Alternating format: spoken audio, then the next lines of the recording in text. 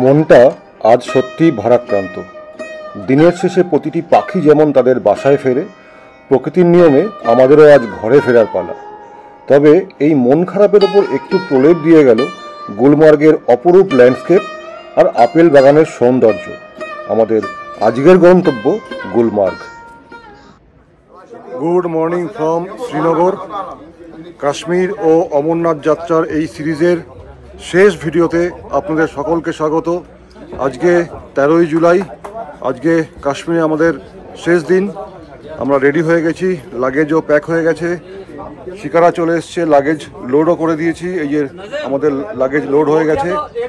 আমরা এখন যাব গুলমার্গ, তারপর সেখান থেকে ডিরেক্টলি এয়ারপোর্ট এবং বাড়ি।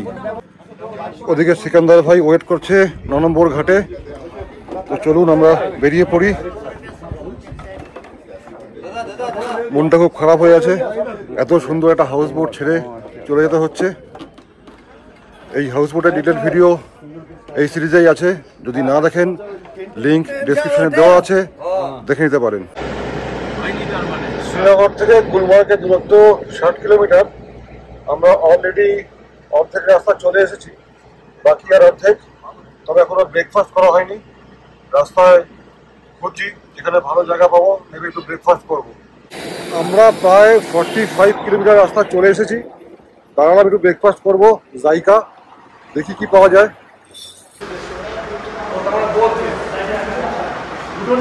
কিছু কি অর্ডার দিচ্ছিস বলতো? প্লেন রুটি, হ্যাঁ প্লেন রুটি 20 টাকা, বাটার রুটি 30 টাকা। বাটার রুটি নিয়ে দিচ্ছি, আর মিক্স সবজি। হ্যাঁ ব্যাস ব্যাস ব্যাস, বোল আছে দুটো দিচ্ছি। খুব ভালো খুব ভালো। इतनी खूबसूरत ये तस्वीर है, मौसम बेमिसाल। আমরা পৌঁছে গেলাম গুলমার্গে। আজকে কিন্তু প্রচুর গাড়ি, এখানে টুরিস্ট তো আছেই, তার সঙ্গে যেহেতু আজকে সানডে প্রচুর লোকাল লোকও আছেন এখানে, এসছেন ঘুরতে। বছরের এই সময়টা এখানে বরফ পাওয়া না গেলেও এটুকু বুক ঠুকে বলাই যায় যে এই দিগন্ত বিস্তৃত সবুজ গালিচা আপনাকে মুগ্ধ করবেই। ঘোড়া ঠিক করেছি, এখন আমরা যাবো ঘোড়া করে সাইট সিন করতে। এখানে টোটাল 6 থেকে 8টা পয়েন্ট আছে, কিন্তু অতটা করার মতো সময় আমাদের হাতে নেই, কারণ আমাদের ফিরতে হবে, ফ্লাইট আছে আজকে রাত্রে। আমরা 3টে পয়েন্ট করব, যার মধ্যে উল্লেখযোগ্য হচ্ছে হরি সিং এর বাড়ি। তো চলুন ঘোড়ায় উঠে শুরু করি আমাদের গুলমার্গের সাইট সিন। ফাইনালি ঘোড়ায় উঠে আমরা শুরু করেছি আমাদের সাইট সিন, কিন্তু ভয় লাগছে, খুবই ভয় লাগছে।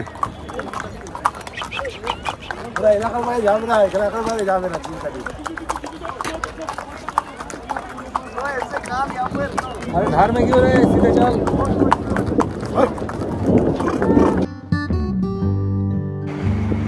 1923 সালে কাকার মৃত্যুর পর কাশ্মীরের মহারাজা হন হরি সিং।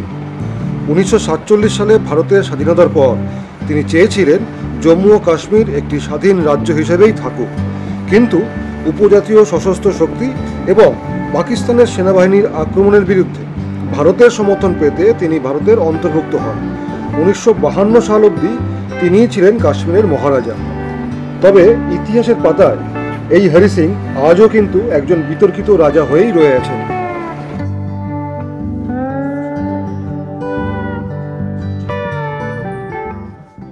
একে ঘোড়ায় চলে যেতে হচ্ছে, তারপরে বৃষ্টি।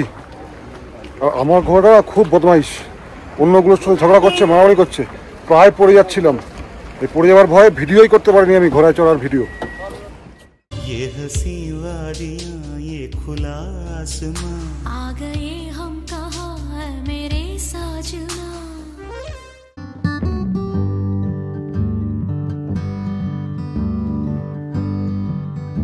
বরফে ঢাকা গুলমার্গ আমি দেখিনি, কিন্তু আজ যা দেখলাম তা ভাষায় প্রকাশ করা আমার পক্ষে অসম্ভব। এই ল্যান্ডস্কেপ, এই সবুজে ভরা কাশ্মীর আমার মনে থাকবে জীবনের শেষ দিন পর্যন্ত। সত্যি এক অবিস্মরণীয় স্মৃতির ঝুলি নিয়ে ফিরবো আজ।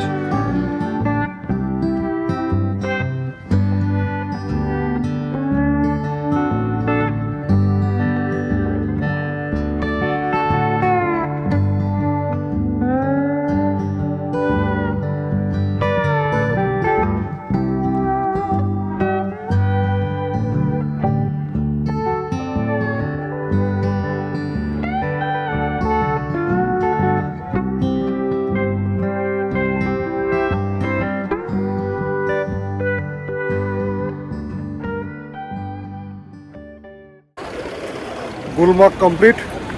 এবার ইচ্ছা আছে যদি সময় পাই একটা আপেল বাগানে ঢোকার, অন দ্য ওয়েতে লাঞ্চও করতে হবে, তারপর এয়ারপোর্ট ঢুকতে হবে।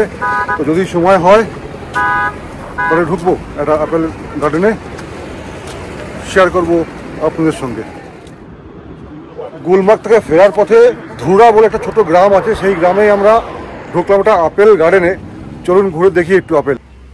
এই বাগানের এন্ট্রি ফি হচ্ছে 20 টাকা করে পার হেড, আর যদি আপেল ছিঁড়ি 500 টাকা ফাইন।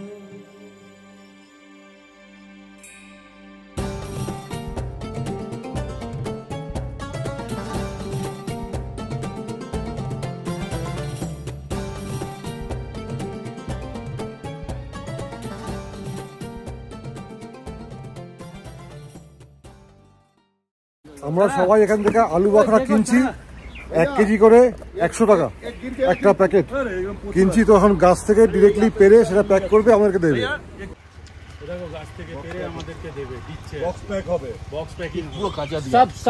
सब आएगा, टेंशन मत लो। जब नहीं पकेगा रखना, ये पक जाएगा आम की तरह।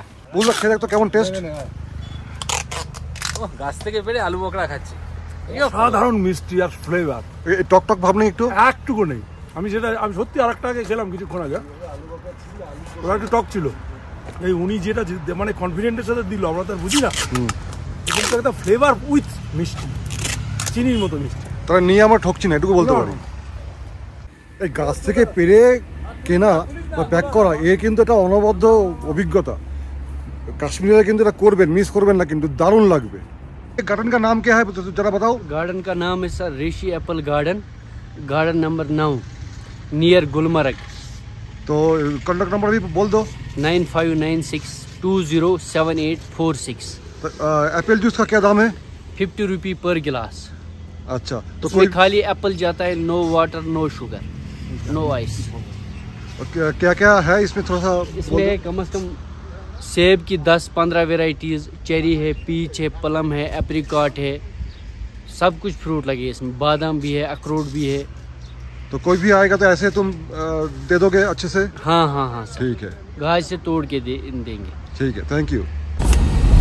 লাঞ্চ কমপ্লিট করে আবার আমরা এয়ারপোর্টের পথে রওনা দিয়েছি। এখান থেকে এয়ারপোর্ট 40 কিলোমিটার, মোটামুটি 1 ঘন্টার মতো সময় লাগার কথা যদি জ্যাম না পাই। চলুন আবার এয়ারপোর্টে গিয়ে দেখা হচ্ছে।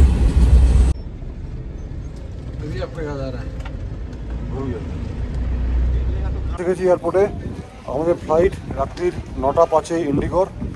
কলকাতায় নামবো আমরা রাত 11:55। চলুন এগিয়ে যাই।